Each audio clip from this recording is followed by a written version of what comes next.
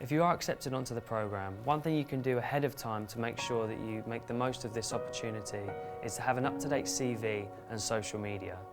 This will allow you to feel comfortable in presenting yourself to new peers and speakers, and also allow you to refine over the course of the programme from the skills you have learned. Be organised. Know that you're there to learn.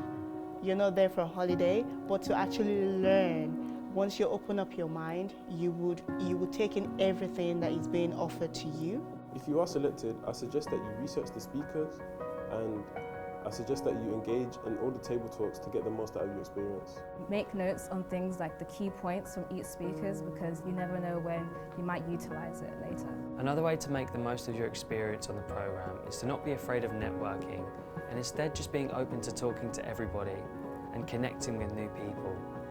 Engage with the speakers, ask them questions, as they are volunteers themselves and they get so much from helping students from sharing their own personal experience. Meet people, get out of your shell, be confident, ask. Just keep asking questions and you'll be fine. And just have fun, enjoy, learn.